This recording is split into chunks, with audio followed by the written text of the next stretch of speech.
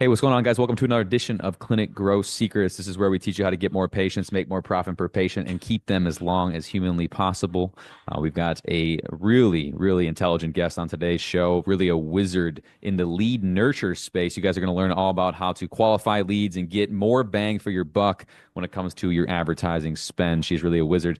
Before we get into the goods, as a reminder, we do have a fee for the show. We grow organically around here. That means we don't spend money on ads to grow the show.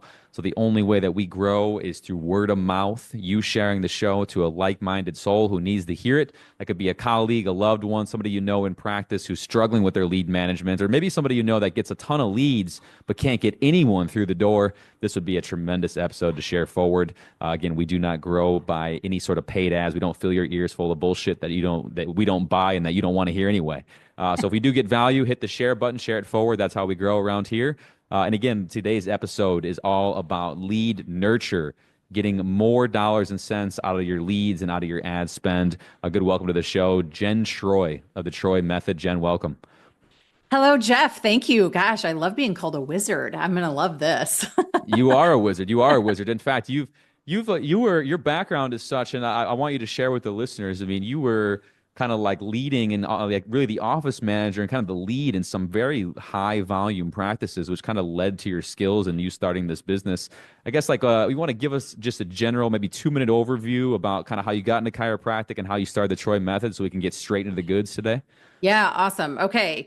So backstory, yes, I was a office manager of a very successful high volume office, chiropractic, but also integrated with regenerative medicine, and a lot of the other popular niches out there today, right? Like spinal decompressions and knee programs and neuropathy programs, weight loss programs, not to be confused with the injections today, but more diet-based, nutrition-based programs.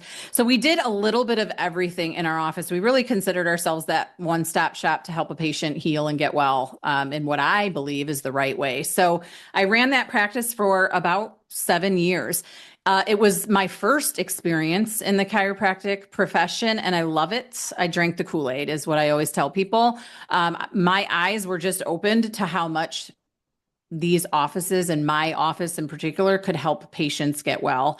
The transformation of patients was the juice that even still gives me why I do what I do today. So yeah, wore all the hats in the clinic, from being the clinic director to, being the x-ray tech, to the weight loss coach, to the CA in the back office, to running through care plans at the front desk. Did a little bit of everything. Obviously, for what I do today, was on the phones all the time, bringing new patients into the practice. So that's a little bit about where I came from. And so you did all that stuff. Would you say, and obviously your business today is the Troy Method, and Mhm. just for clarity for the listeners, that's an organization that helps the chiropractors make more money from their leads, gets in contact with the leads at a speed to lead ratio. So like, would you say that like when you were working in the clinic was calling leads and that part like your favorite part of the gig? Is that why you started this whole business? I love it. No, actually, it was, here's the thing. I love talking to patients. Absolutely. Did I wake up one day and think that I was going to start essentially a call center? Ugh, I don't like those words, but a call team for chiropractic offices? No. What I saw was I had to move away from the practice. That's part of my story.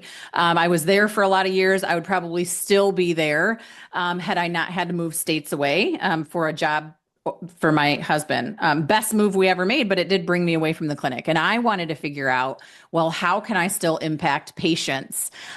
So this was one of the things I started doing remotely for my doctor at home. But then I started helping one of his colleagues because they were struggling to have their in-office staff do it. And I fell naturally into having really genuine, really meaningful conversations with the patients when I was in the practice.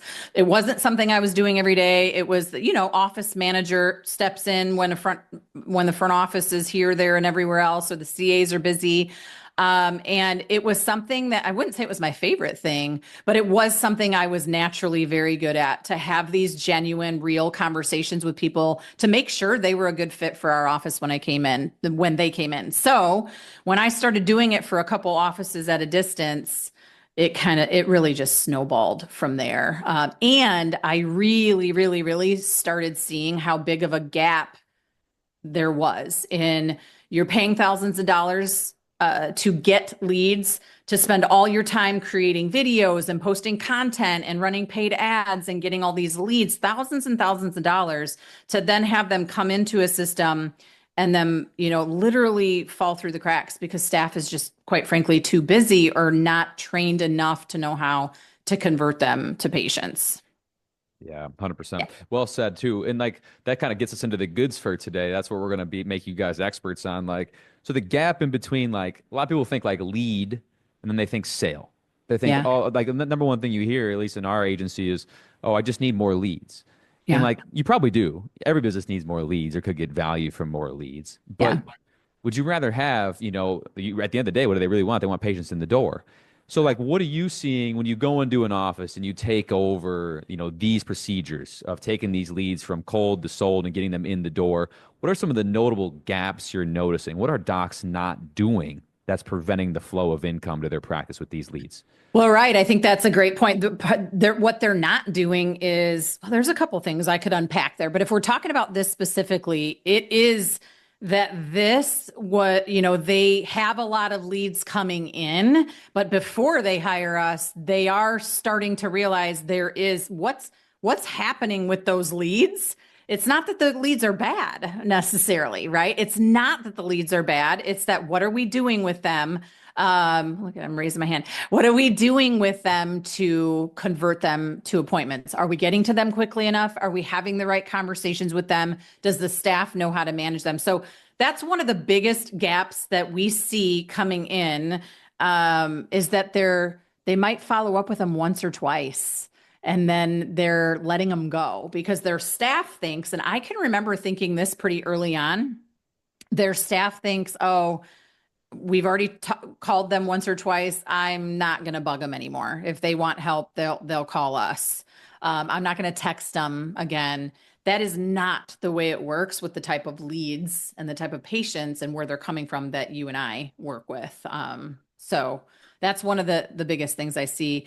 The other thing, if we're talking just even a little bit on the marketing side of things, is I see that they're only going for conversion ads. And I think their ecosystem needs to be a little bit stronger with just posting about their office online and getting their community to know them a little bit better.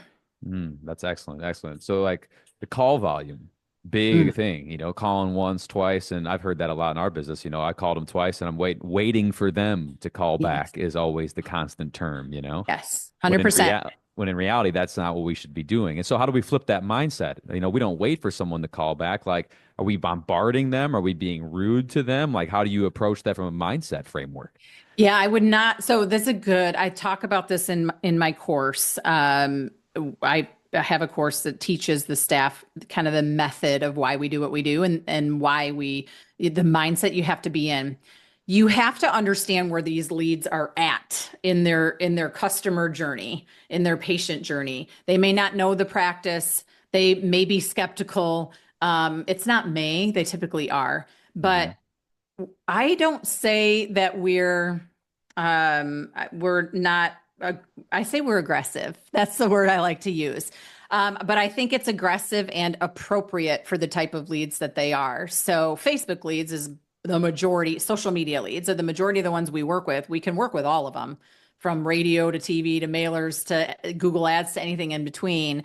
But with Facebook and social media ads, they were scrolling and hit an ad, and they have to be, so we pick up and call right away, and if they don't answer, we call back. We leave a message. We tell them who we are. We tell them, hey, we saw that you raised your hand to get help.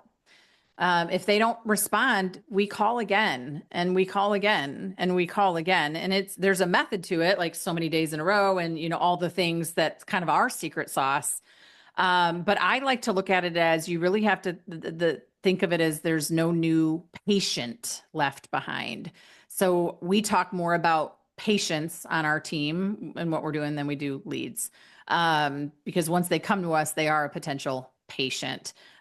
So we call a lot, and it's because we have a different mission in mind. So this is really important when it comes to mindset.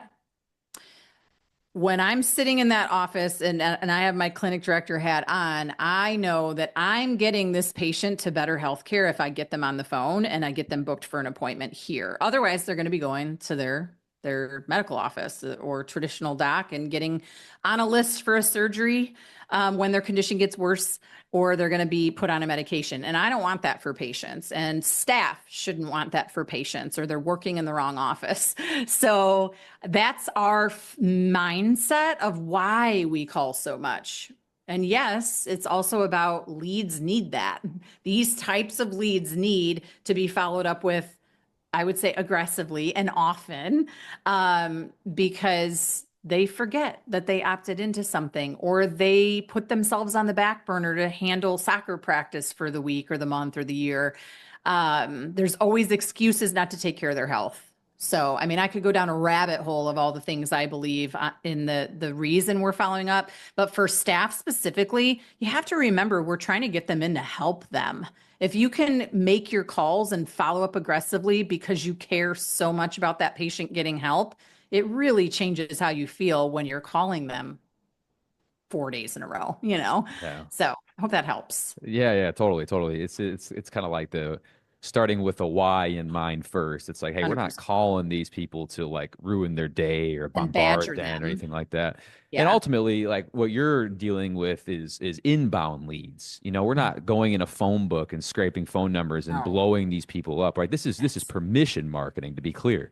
Like they're Correct. giving us permission to reach out in regards to something that they expressed interest to. And You got so it. you have to be like you called it aggressive. I like to use the same thing. I like to say, we're appropriately aggressive for the Yep. lead, right?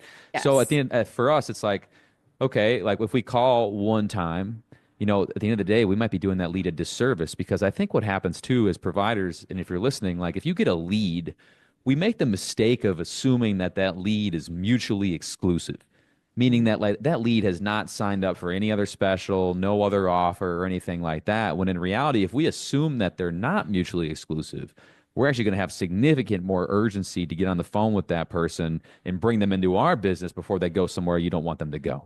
Absolutely. 100% agree with that. Yes.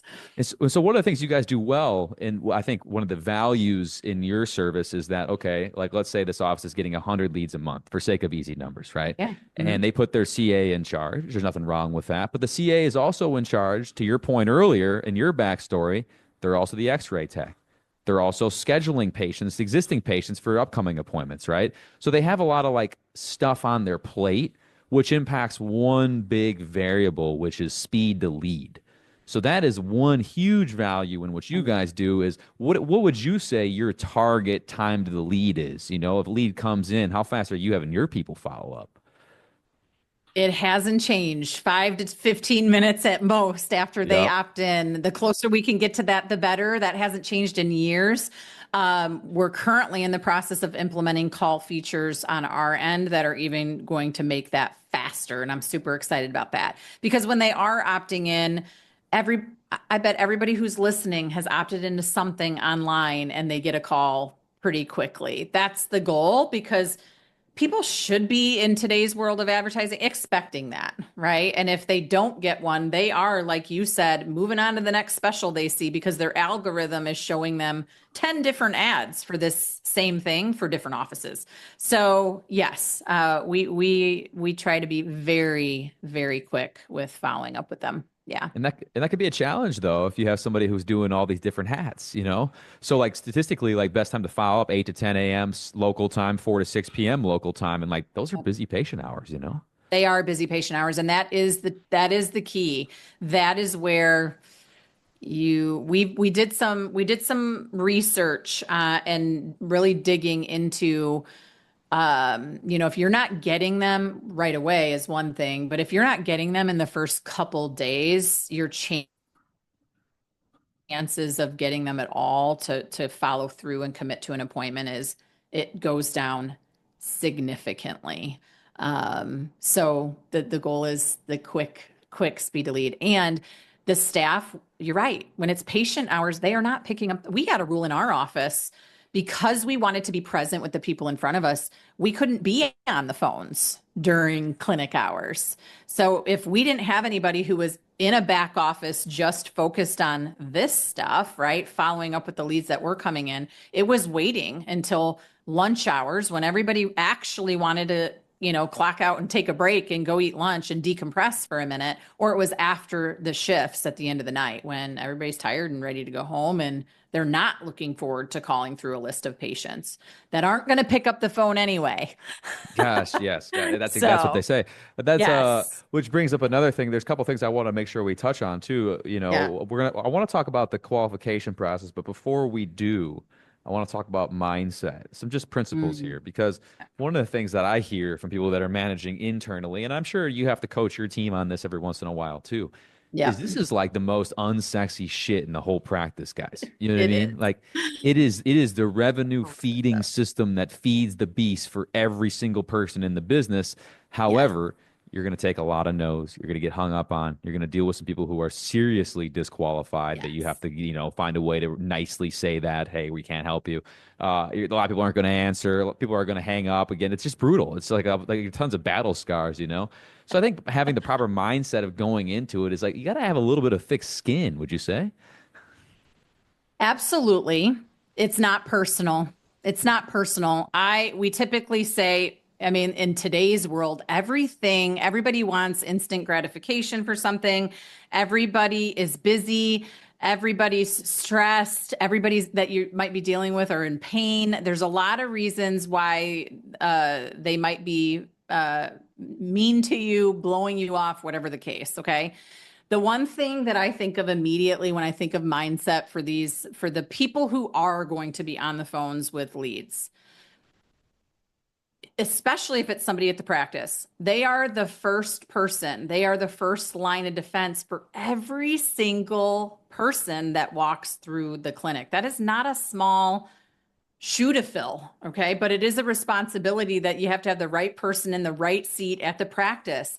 I pulled up something from my course because it's something I say in the mindset section of the course. Every lead from every marketing channel, every advertising campaign, every patient referral, and literally every new patient who will ever come through the doors will go through you.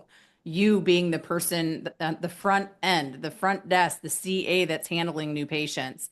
That is pressure. It's meant to be. It's not a position within the practice to be taken lightly. And yeah, I would say you have to have thick skin, but again, it's not personal. The other piece of that we talked about is why are you doing this to begin with? You're helping patients get well because if they come to you, that's what's going to happen as long as they commit to your care. You guys are committed to their care. So it's twofold. You have to remember how important this role is, really. The impression, that old saying, first impressions matter, they really do in this case especially. It's that you are the first impression and that you're doing this for a very important reason. Yeah, that's very well said. I think there's something to be said too about all leads created equal, right? So I think that there's a level of people that are doing this role, that they'll call on referrals, right, or something like that, and Love it. they have like this totally different energy about them. You know what I mean? Yes. They're Yeah. excited, they're enthusiastic, they have good tone, they have good pacing. But then when they Yes. go to call somebody from a different source, Google, Facebook, YouTube, whatever have you, they like have this there's like this they show up already with resentment, this preconceived expectation that it's a low caliber individual. They probably don't have money. They're probably not going to want to talk to me. So they Yes. almost like they kind of like create these problems in their head, which Yes. ultimately prevent them from even achieving the outcome. Would you say? 100%. There's another part of my course that teaches this. Referrals and leads are very, very differently and actually do need to be treated as such. And to your point, there's this stigma out there that leads are like what you just said. They're going to be different. They're not going to talk to us the same.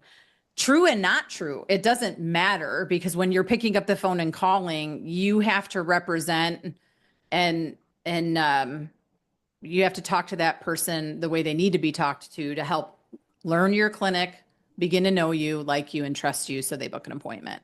But yeah, Leads are definitely different than those referrals.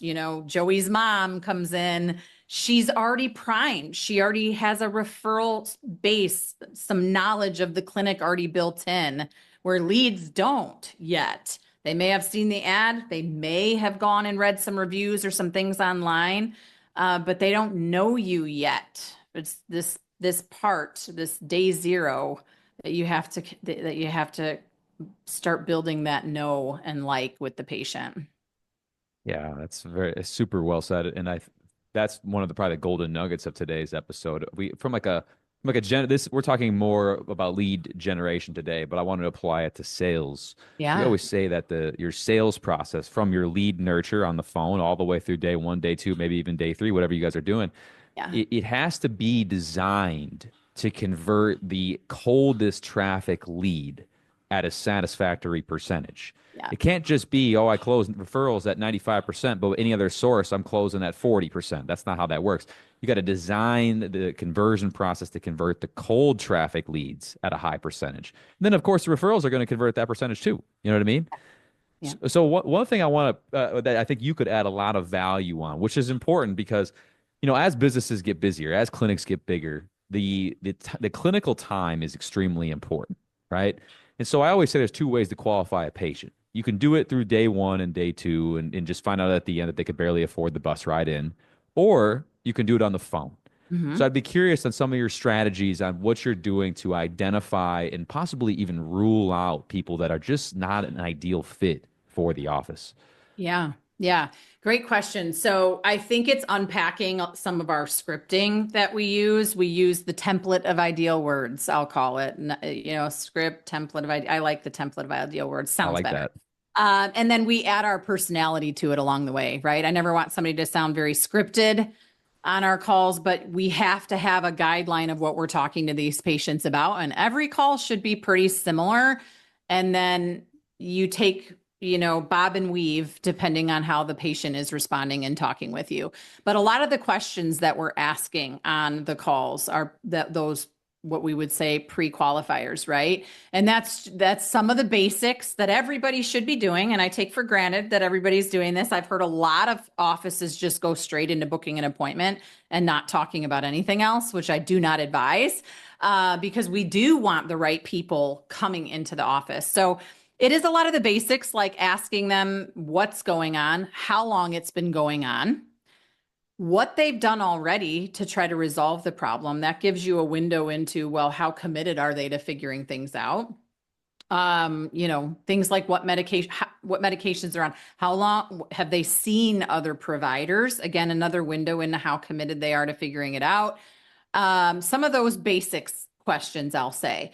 Some of the other cues we're looking for, though, is if they ask, we always get the insurance questions, right? Does my Hmm. insurance cover this? And kind of navigating through that conversation. It varies. We work with some offices that don't take insurance. We work with some offices that do, and how we navigate that and their responses to that. If it's a paid offer, $49 new patient special, let's just say, if that patient's telling us, they can't make the appointment until their next paycheck, that is sad but true. It's a red flag because we know that coming into a practice, if they need the care, they will likely have some out-of-pocket expenses. So without going into the weeds too much, we ask some of the questions on the phone, and especially like some of the monetary questions that come up or the insurance questions that come up. We're careful to just push past those and book an appointment anyway. Um, that's really how we start pre-qualifying out if they're a good fit for the office. I love that. And I think that to your point, one of the key lessons there is that most people, when they say, because like no matter what, I think it's smart to always take a phone call because that's like when somebody comes through a paid ad, the Yeah. most amount of trust they've built is with a cell phone, right? Yes. Which is Yeah. what part of the reason why, you can't charge $150 for new patient special online. The cell phone just can't add that kind of value. I mean, I don't want to digress too deep into that. That's a whole different Yeah. conversation. Yeah. However, I think a lot of offices, what they do is they're like, okay, I'll do a phone call. And then they're like, hey, so and so, go through the script, go, like do the intro, get them hooked, and then they're like, okay, I'm just calling to confirm the appointment. You want to do Tuesday at 10? Awesome, that works for us. Any questions for me? Okay, see you. You Yeah. know, and Yeah. so that they're just so quick on the phone, you know, Yes. and I think that while they're saying they're like doing the activity, they're not Mhm. getting the outcome of the qualification, right? That's right. So Yeah. one of the things that I like to do, and I'll share, you probably have some even more wizardry on this, but I'll share some of our wizardry. I'm a big conditional logic kind of guy. I love using conditional logic and conditional language, So like if somebody is like, yeah, I'm looking for a quick pop or I'm looking to get Mhm. cracked kind of deal, the Yes. unideal language per se. Yes. Yes. I'll Love usually it. agree, hey, that's not a problem. We can certainly help out with that. And then what I'll do is I'll start getting into the work that's required. Hmm. Typically in this office, patients are going to commit for 24 to 36 visits. They're going to pay upwards of $2,000 to $3,000 for care. And you will be surprised when you start introducing the work and kind of the negative value of what's required, how Yep. fast that lead jumps off the phone. So you don't Yeah. even need to say, I don't think we can help you. It's like, yeah, we just start getting into the work and they're going to be like, oh yeah, actually, I don't think this is a fit for me. And they'll hang up on you. You know what I mean? So Yeah. that's a strategic way that we like to do that is just kind of go in the negative value and talk about the work and the money required to make this investment. Yeah. That's great. Love it. Can, Again, I can, think it's all about finding the right fits for the office and mhm. what our offices are comfortable with us doing and not doing on the phones. I mean, half of my team has worked in practices, so they're used to having those conversations where yeah, no, I love that. Yeah. Trying to talk them out of it. Love them out the door. That's what we used to call it at our Yeah, I love them office. out the door. That's Love them out awesome. the door. Yeah. Man, that's good. That's Yeah. excellent. Yeah, and I think that it's one of the other things too, which we have limited time, and so we've talked about a lot. But there's one other thing that I want to talk about. I think that because the role is super unsexy, Mhm. let me back up. So Sean, our mutual coach, he talks about incentive structures for people in the business, and how he doesn't really love if-then incentive structures, right? Yeah. Okay, I've made that Yeah. mistake many times in my business, right? And I Sure. paid the Yeah. price for it, which Yep. basically means that like if we do this or if this outcome occurs, then you get X, okay? Yeah. And he basically says, I only like if then outcomes for salespeople. And I like to apply this individual in terms of the lead manager in your clinic as a salesperson because they really are. They're not a marketer, they're more of a salesperson, if you will. Mhm. Mhm. So, in terms of like incentive structure, if somebody is doing this in house and they have somebody who's pretty good, but they think they could take it to the next level, maybe they're not quite ready for Jen. Do Yeah. you recommend additional incentives for this role, or maybe do you advise against that? And why would that be? No, I think incenting for that, I think incenting in this role is very good. I agree. While I didn't start my business hiring salespeople to do this, that is a lot. It's a part of the conversation that we have when we're training our team today, because essentially you have to have the conversations and it's about persuading to book an appointment, but also handling the objections that come along the way and all the things. But absolutely, I think incenting is good. I think it's about incenting the right things.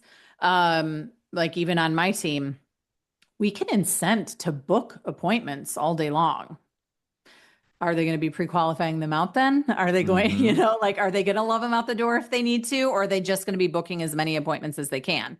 So booking on or I'm sorry, you know, bonusing on show rates, that's a whole nother ballgame because Mm-hmm. that is where you have to have the genuine, real, and right conversations with the patient. You have to be reminding that patient, and then you have to be getting them to show up. So if I would say you would start incenting in the offices if you're not ready for our team, and that's okay. I typically say doing this in your office is the best if they can focus on it, but start incenting with show rate bonus first, not Yes, booked appointments, that not the is. number of leads they call. Possibly speed to lead, but for offices, that's almost impossible to track. Mhm. You have to have, even in our high levels, it's hard to track the speed to lead. Sad but true. Um, Bonus on show rate. Start there. If you're not doing anything at all, bonus on show rate. Yes, Absolutely.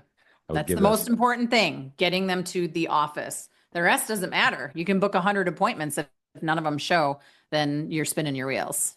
And that's yes, well said. And that's exactly like the if then. It's the end outcome of that person's role.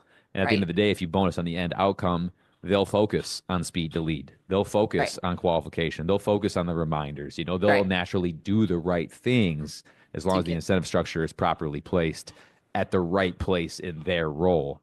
I see a right. lot of people doing it like, oh, I'll pay them every time they book. And it's just like, oh, well, no one shows. I still owe money. You know what I mean? So it Yes. allows the whole process to be seen through.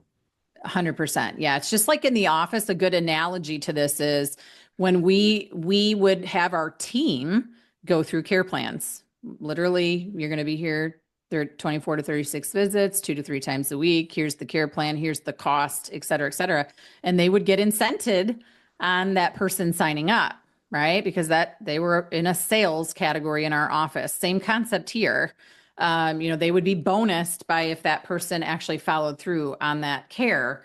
And the same here. This is following through on actually committing to their following through on their commitment that they made when they made the appointment. So, yeah, Beautiful, beautiful. And yeah, so for you, just the shameless plug as we kind of near the end of the show here, like, Jen, to be clear, guys, like if you guys have an office that's like doing, you're probably not going to hire Jen if you're doing 10 grand a month. You're probably not right, going to hire anyone if you're listening to this show at 10 grand a month. You probably need to build it a little bit bigger, right? yeah, But I feel like Jen, and correct me if I'm wrong, but you seem like you really specialize in the clinics that are like, 50,000 or more a month. They've got good patient flow. They've got good systems in place. And they're just looking for somebody to come in and take that lead management a little bit higher on a done for you service model, yes, and really just give them peace of mind. yeah. 100% higher volume, busier practices are definitely the ideal avatar. Used to marketing ebbs and flows too. It's never the same any month. You can attest to that. But yeah, you spot on. A little bit larger offices. I work with smaller offices too.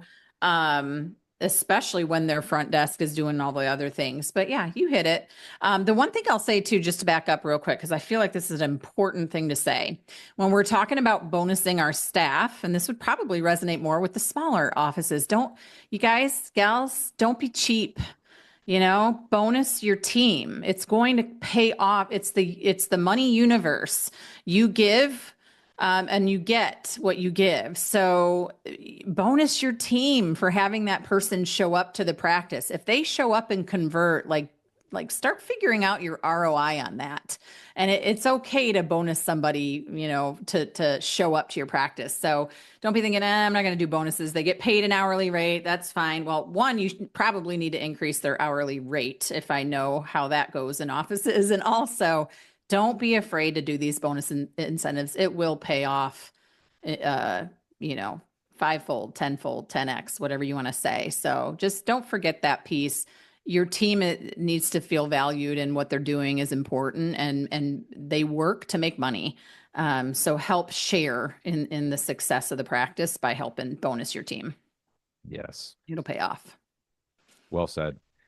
100%. And I think that the money, it's a little bit of the cart and the horse. You know what I mean? It's like you got to bonus well to get the good outcome. It's not like you're going to get the great outcome by not bonusing at all and then reverse bonus. That's just typically not how that works. You know what I mean? Right, right And on. And some of the best practices really value their team members and take care of their team members. That's why it all comes back. You get what you give. yes, well said. Well, guys, I appreciate everyone being here. If you guys got value from this, I'll make sure to link out Jen's business in the show notes, guys. That is the Troy Method. If you're in a place where you feel like you could really just take your lead management to a whole nother level, and just, I mean, I think that what you'll find is when you do the math, I mean, the amount of money that you would invest in her service in comparison to the upside that her and her team can give you, I mean, you're quite literally going to be screwing her over on what she's going to charge you. You know what I mean? That's how good they are, right?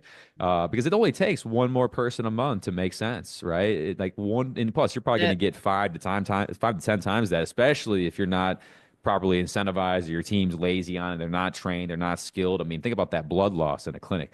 So I would highly encourage you guys that, if you're on the fence, just click the link and maybe grab a call time with Jen personally. I'll make sure you include it in there. And Jen, where else outside of the basic website can people find you that we can link out for you here? Yeah, awesome. I'm on Facebook all over, just Jenn Troy on Facebook, or the Troy Method on Facebook. I'm on Instagram too, but I usually hang out a little bit more on Facebook. But the website's www.thetroymethod.com. You can always go there and read up a little bit more about us. And yeah, please click the link, book a call. What's the best that could happen? You could get some more golden nuggets of information. Whether we work together or not, I just want what's best for the offices and the patients coming in. Well said, guys. Jen is an absolute gem, both in the professional and personal way. Hope you guys got value. Remember, if you did get value, we do have a fee. Hit that share button, send it over to somebody who's just dropping the ball on their leads, and maybe they can help fix it, or maybe the show can help fix it in-house. And if they can't, they can go to thetroymethod.com, and that can for sure fix them. I appreciate you guys being here, Jen. I appreciate your wisdom. And guys, we'll see you in the next one. Thank you. Appreciate you. Cheers.